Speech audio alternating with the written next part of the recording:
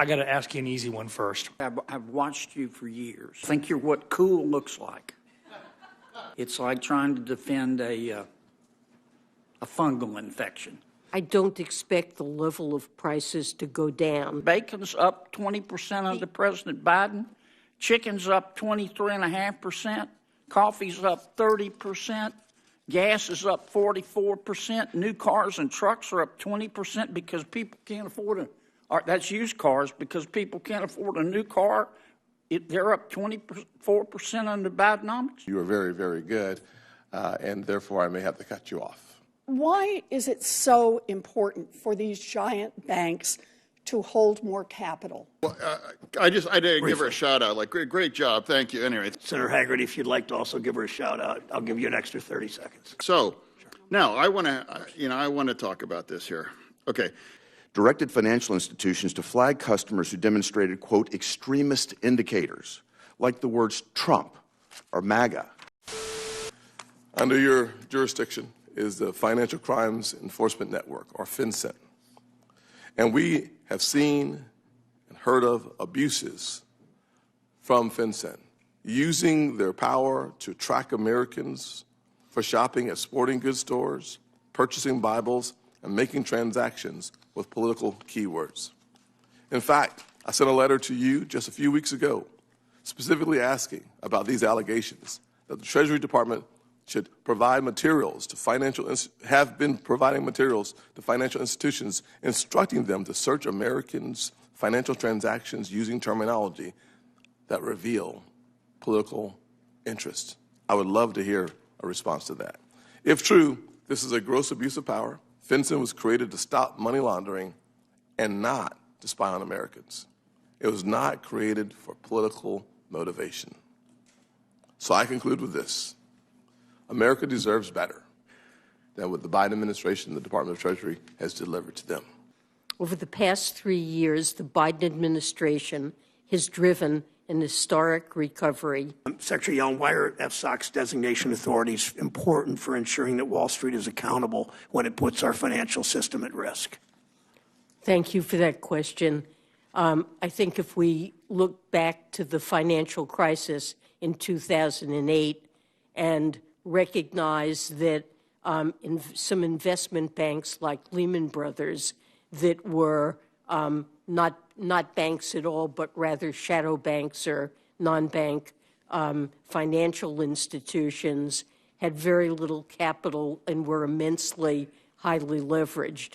And their failure touched off a financial crisis, the likes of which we hadn't seen since the Great Depression. When our banking system faces unexpected stresses, explain to us how strong capital rules reduce systemic risk and help to protect depositors and small businesses. Well, capital is available to absorb losses from unanticipated shocks. What happened last March is that a couple of banking organizations that had really mismanaged their interest rate risk, which is a classic risk, something in a rising interest rate environment can lead to either realized or unrealized losses for banks. Strong capital enables these banks to remain viable, not to fail. I got to ask you an easy one first. The FSOC 2023 annual report stated U.S. banks to continue to have sound levels of regulatory capital and healthy levels of profitability while maintaining ample liquidity buffers. As the chairwoman of the council, I think you would probably agree with the statement, correct? Okay. I also know that in the past you've been very careful not to get into the middle of discussing the Basel III endgame discussions. I presume at this stage of the game you don't want to comment on that at this point. That's correct. Okay. Thank you. Nonetheless, it does seem to me that the fact that we make it very clear that the banks right now have sound levels of regulatory capital and healthy levels of profitability while maintaining ample liquidity buffers would seem to suggest that we may not need a whole lot of additional changes with regard to the Basel III endgame proposals. Secretary Yellen, fair to say that probably our government is not on a fiscally responsible path right now? I do believe we need to reduce deficits and to stay on a fiscally sustainable path. Thus far, in real terms, the interest burden of the debt has remained within or below historical norms. If we don't course correct, the federal deficit may very well reach a point where no one's willing to take on our government-issued debt. Is that a possibility? It could, in an extreme case, be a possibility. I see no sign of that now. It appears that some of these advisors who aren't subject to regulation are taking the money of Russians, Chinese, et cetera, and moving it through hedge funds and essentially washing it here in the United States. That's absolutely correct, and we have identified instances where investment advisors have worked with sanctioned individuals, corrupt officials, tax evaders, and criminals. And this is really a risk to us and to the globe we need to address. Madam Secretary, I've watched you for years, even before I came to Washington. And Excuse me, it's okay. when I have time, I do. I enjoy reading your speeches. I think you're what cool looks like. You're a good sport to go out every day and try to defend Bidenomics. It's like trying to defend a fungal infection. Bidenomics is really just paying more to live worse, isn't it? I certainly wouldn't agree with that characterization. Bidenomics first tried to address the pain that households were experiencing because of the pandemic and to help them survive it. Small businesses, households, people who had lost their jobs, to prevent the kind of scarring we saw after the financial crisis. And as the economy began to recover, and we quickly, of all advanced countries that experienced the pandemic, no country has done better than the United States in quickly having a labor market recovery, resuming growth, and we have the largest real wage increases of any advanced country. And then medium term, Bidenomics is focused on helping middle-class families lead better lives, address the problems that they have, create jobs in areas. I could interrupt you, Madam Secretary, because I've only got 5 minutes. Good try. These high prices are here to stay, aren't they? Let me amend that, Madam Secretary. These high prices caused by Bidenomics are here to stay, aren't they? Well, the high prices were not caused by Bidenomics. We suffered a pandemic that resulted in severe dislocations. Yes, ma'am, but if I could ask you, they're here to stay, aren't they? I don't expect the level of prices to go down, but the rate of inflation... So they're here to stay? Well, some prices will be higher than they were before the pandemic and will stay higher, but wages have risen considerably, and the pace of price increases has now receded. Over the last 6 months, the measure of inflation the Fed focuses on has been running exactly at 2%. But if your wages... And wages are going up. If you don't get a pay raise, you're screwed. I mean, there's a difference between disinflation and deflation. Y'all talk about disinflation, which I'm happy to have. Disinflation means inflation is going down. It means prices are rising less rapidly than they were. But that's a far cry from deflation, which means the level of these high prices caused by Bidenomics are here to stay. Here's what Jay Powell just said on February 4th. He said, he was asked the question, inflation is one thing, prices are another, and I wonder if there's any reason to believe that people will see the prices of things decline. And here's what Chairman Powell said.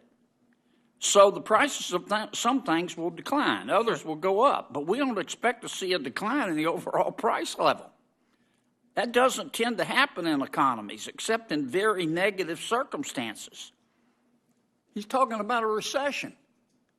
It'll take a recession to get these prices down. Well, we don't have to get the prices down because we don't? wages are going up, and a metric that is worth knowing is that the median American house worker But let me stop you is because I'm going able to get cut to off. buy You don't think we need to get these prices down? You think it's okay that bacon's up 20% under President Biden? Chicken's up 23.5%. Coffee's up 30%.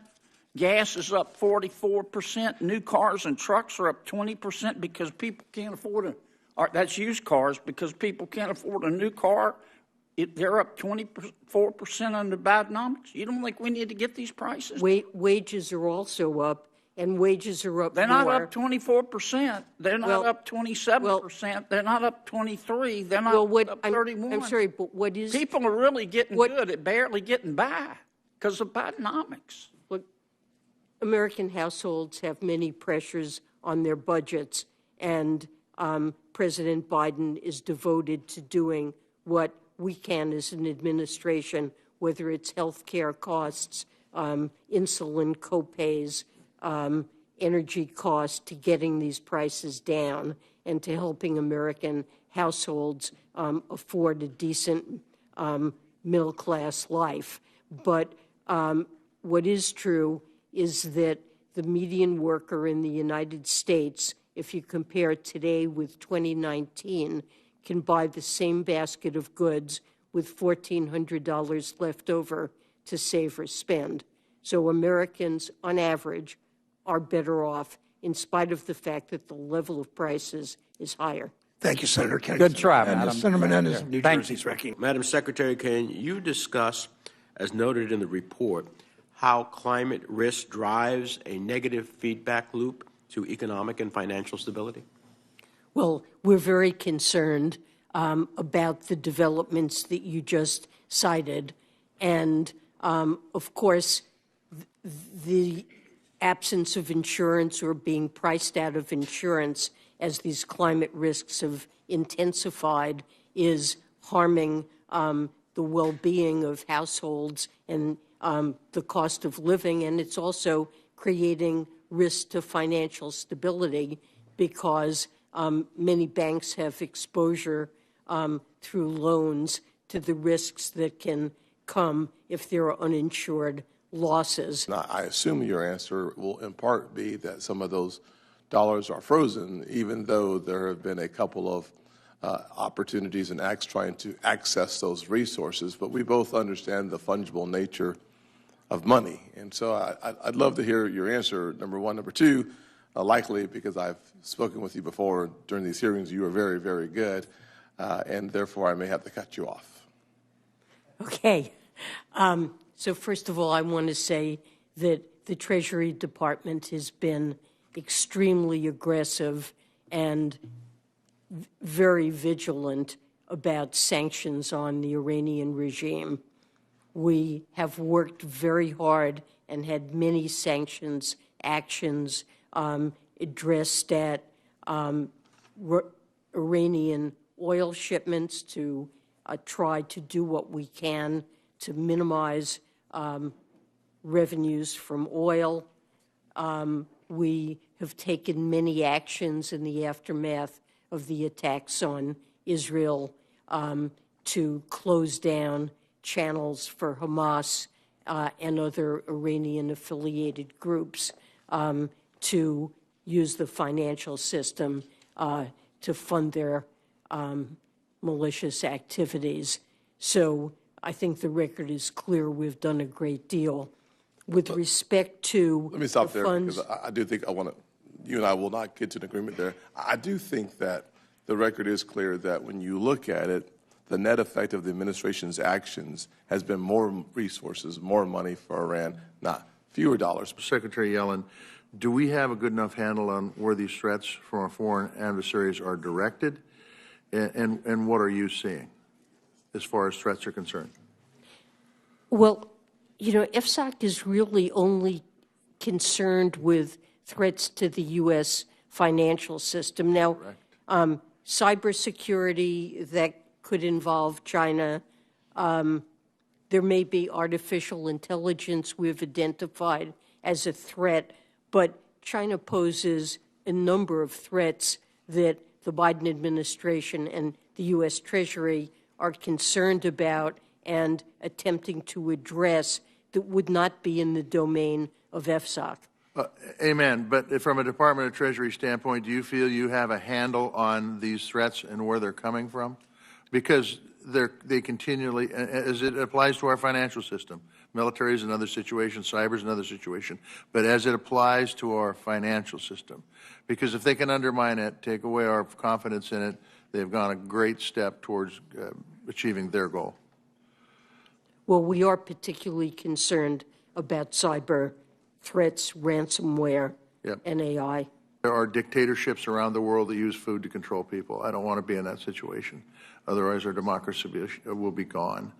So the real question is when it comes to buying farmland and agribusiness, does CFIUS have the capacity to be able to analyze and make a determination what's going on? Well, CFIUS... as it applies to farmland and agribusiness. So as it applies to farmland, I believe CFIUS has the ability to review real estate transactions if they're close to military identified sensitive facilities I'm talking or about, ports. I'm talking about everything in the United States, not just next to military facilities, which, by the way, I don't think has been done very well. But I'm talking about even if they're buying it next to my farm, if it's a person connected with any one of these four countries' government, do we have the ability to make a determination? Well, we do agree that food security is a national security issue, and I don't know that we would have the ability not near such an installation. That's right. We've had a good, strong labor market and stellar growth. Right, right. And of course, some would argue that the way that some prices have gone up, including food, for example, if you look at those price increases, and then I'm not asking you to comment on this, I'm just observing, you look at those price increases, and then you look at the massive increase in corporate profits, I would argue that that seems to be the driver of prices going up more than some of the, more than the investments that the administration and Congress, Democrats in Congress have made in the American people. Today, right now, as Senator Menendez pointed out in his earlier comments, the climate crisis is really at California's front door. The historic rains, 400 mudslides, 700,000 people without power today. As we sit here, the FSOC report has talked a lot about insurers, them leaving markets all across the country, including California.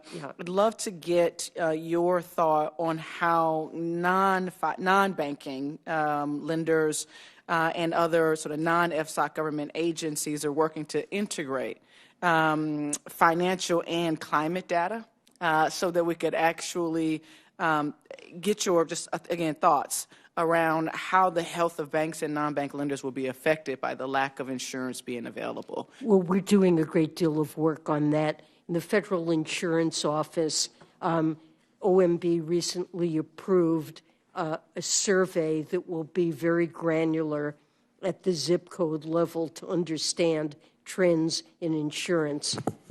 The state insurance regulators, the NAIC, plan also to collect similar data. We're working with them, and what we'll get is a very granular understanding of what's happening to the availability and pricing of insurance. One of the recommendations, and you may have touched on this, is to enhance or establish information sharing protocols among federal and state agencies. What does that mean?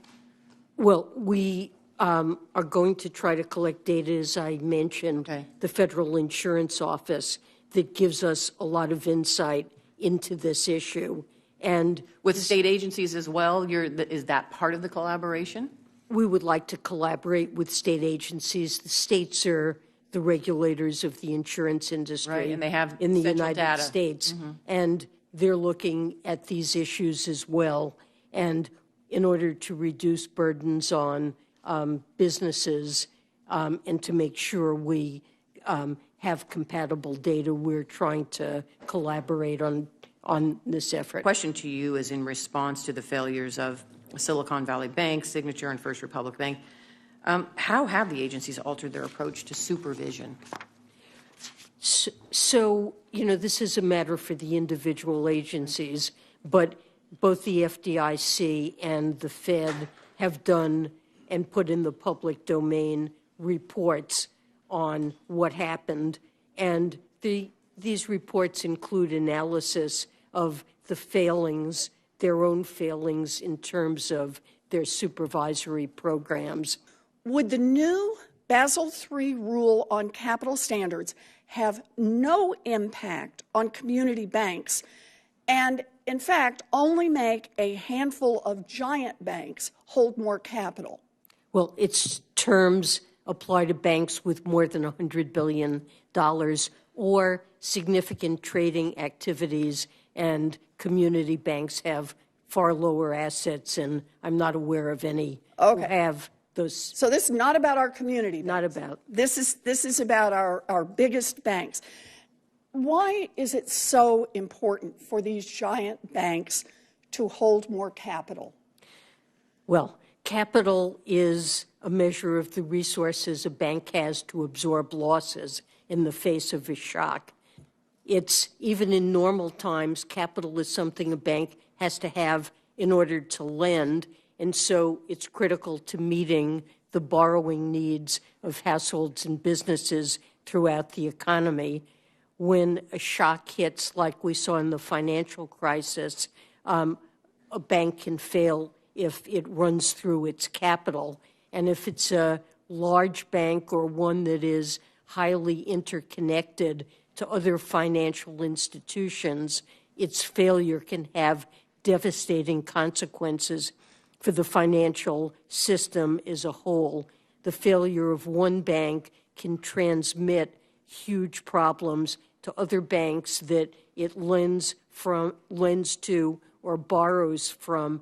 They too can fail. I asked various regulators who came before this committee whether they believed our banking system was strong or not. And they all answered yes. So today I would like to start with that same question for you. In your opinion, is the U.S. banking sector strong? On balance, the answer is yes. What are you balancing there? Well, there are some risks, and there are some institutions that will face stresses from commercial real estate that we know was significantly impacted, particularly office buildings, by the pandemic. Interest rates are higher. Loans will have to be refinanced in an environment with higher interest charges, lower valuations, and rising vacancy rates. So, for some banks, this will be a concern. But on balance, I'd say the system is well capitalized. Secretary Yellen, I get to talk to one of the leading experts of the economy here. So now I want to talk about this here. Okay, so now President Biden has now brought down inflation, and now last month over 350,000 new jobs, right? Yes. And the economy is growing at 3.3%, right? Yes. Okay. Unemployment is now at 3.7%. Correct. That's pretty good, right? And it's the longest stretch under 4% in 50 years. Yeah. In fact, that was 36 months of job growth, right? Yes, Yeah. Wow. And of course, real wages are up too. correct. Yeah. And then now the Dow and the S&P 500 are now at record highs, right? Yes. Oh my gosh. So the Dow was over 3,600, and the NASDAQ is almost 16,000, right? That's those record highs. And is it fair to say that our economies and our economy and the recovery is really the envy of the world? We're doing better than any other advanced country. Yeah. So yeah, and actually, when I drove myself back to D.C. from Pittsburgh this week, I was able to gas up at under $3 a gallon. We're not talking about gas prices anymore. But now I want to put that is like now some randoms on TikTok put up videos at McDonald's that they can rig a $16 extra meal. So what is really more reflective of our economy right now? Some kind of a TikTok about McDonald's, or with all those other kind of statistics that I've just been discussing over in this question? Well, all the statistics you mentioned are highly relevant and, by and large, extremely positive. It is true that the level of some prices that are important to consumers have risen since the pandemic. One of those would be rents. Food prices are somewhat higher, new and used vehicles. But wages have also gone up. And now inflation has moderated very substantially. And in fact, by the measure that the Fed pays the most attention to, inflation over the last 6 months has been running at 2% at an annual rate. And wages are now going up substantially more rapidly. 2%? 2%? Is the Fed's target. Oh my gosh, yeah, wow. Yeah. So prices are not rising rapidly anymore. Wages continue to. The number I tend to cite is that the median worker in the United States can buy the same typical basket of goods as in 2019 and have $1,400 left over to spend or save. Yeah, and again, it's remarkable that now people want to talk about some random extra meal at McDonald's for $16, which really is a rigged situation. But now anybody, any fair experts would say that our economy is the envy of the world. And now, what's lost in translation in our national conversation about where we are literally, in our economy versus now some of the other discussions in other parts of the media? Well, I mean, we do see much more positive surveys of consumer sentiment in recent months since inflation has come under control and wages are rising more quickly. When Americans are polled and asked about a recent poll asking them about their own personal financial situation, more than 60% said they felt good, and more than 60% said they thought 2024 would be a better year. Now, sometimes when people are asked about the economy and how other people are doing, they seem more negative on it, but their own assessment of their own situation, as well as their behavior when it comes to spending or starting small businesses. We're seeing really record small business formation, and that's something that only really occurs when people feel confident about the future of the economy. Thanks, Senator Fetterman. Thank you. I did give her a shout out. Like, great job. Thank you. Anyway, so I'm out. Thank you, Senator. Thank you, Senator. Senator Hagerty, if you'd like to also give her a shout out, I'll give you an extra 30 seconds. Thanks, Mr. Chairman. I just want to point out one thing that deeply concerns me, because even more damage continues to be inflicted on the credibility of the Treasury. If you think about last month's revelation that FinCEN, that's a bureau that's under your watch, directed financial institutions to flag customers who demonstrated, quote, extremist indicators, like the words Trump or MAGA, or whether they made transactions to purchase religious books. This time it's not just an IRS contractor doing it. This is the administration itself taking personal data to target its political foes. Secretary Yellen, do you believe that people that purchase Bibles are extremists? Certainly not. I want to put this matter in perspective. First of all, FinCEN's mission is to safeguard the financial system from illicit use, to combat money laundering, terrorist finance. Certainly not to target Americans for purchasing Bibles or voting for Donald Trump. FinCEN is expected to work closely with law enforcement and financial institutions on their money laundering detection programs. And so there are interchanges and conversations between FinCEN and financial institutions. And I believe that the matter that you are referring to dates back to before my time as Treasury Secretary and in the aftermath of the January 6th attack on the Capitol. Starting in the Trump administration, there were efforts to work with financial institutions to determine what had happened and to work with them to provide relevant information. And purchasing a Bible is relevant information to determine these people are extremists. It's ridiculous. It's a shame. I will get back to you with more detailed information when I've had a chance to study this thoroughly. I want you to understand that this dates back. These were conversations between, I believe, staff at FinCEN and financial institutions that is the purpose of FinCEN. And so the details, I promise to thoroughly investigate. Thank you, Senator. Thank you, Senator. Bureaucracy is under your charge. There are a number of things. There's another factor at work, I believe, when it comes to high food prices now, and I think the President has spoken to this somewhat, which is the price gouging, in the sense that the profit margins of some of the big grocery manufacturers today exceed their profit margins before the pandemic. Is that an accurate statement?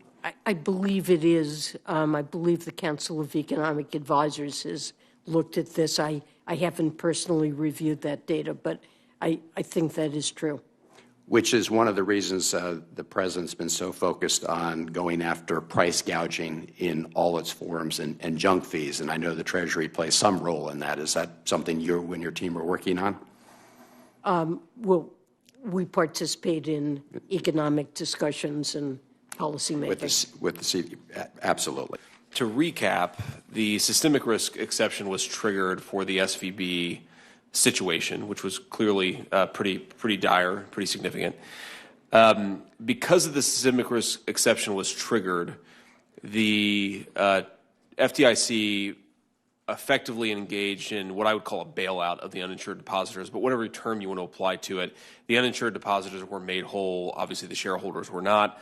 But the argument, of course, is that that somehow prevented a broader panic or bank run in the markets. And I'm curious, Secretary Yellen, if you could just take me back to that decision coming up on a year ago. Why did you think, given that SVB was so focused on, obviously, the technology sector, the venture capital sector, a sector I know well, why did you think that it posed a systemic risk to the economy, or why did you and the broader board decide that? Well, we were concerned about contagion to other banks. And the source of the problem, I mean, there were really two things that affected Silicon Valley Bank. One was losses, mainly unrealized, but nevertheless obvious losses from a failure to manage interest rate risk properly. So interest rates had risen substantially. This firm had purchased longer-term assets, the value of which fell in a higher interest rate environment, and that was a risk that affected many banks in the United States. So that risk was not in any way confined just to Silicon Valley Bank. Many banks suffered similar losses. The other issue is that Silicon Valley Bank relied very, very heavily on uninsured deposits. And now we saw a pace of runs that was beyond anything. Understood. But other banks also, we actually have quite a high level of uninsured deposits in the banking system.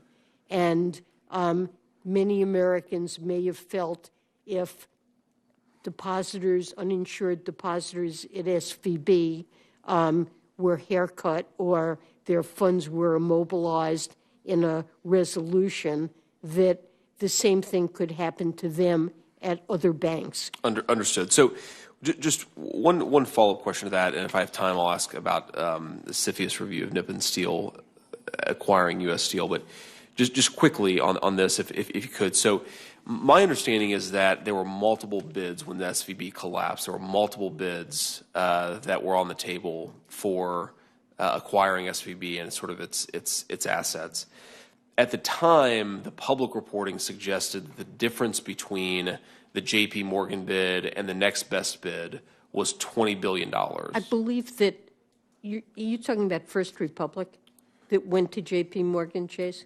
I'm talking about SVB. Didn't SVB go to J.P. Morgan? Sorry, First Republic. You're right. My understanding based on the public reporting is that there was a $20 billion difference between the best bid, J.P. Morgan's, and the second best bid for First Republic. Some of the follow-on reporting and some of the private conversations I've had and my staff has had suggest that the difference was about $1 billion. So two-part question. Number one, what was the difference? So in terms of the bids, I didn't see those bids. This is a question for Marty Grunberg, who's head of the FDIC. But I will say under the law, the FDIC is required to accept the highest bid that reduces FDIC losses as much as possible.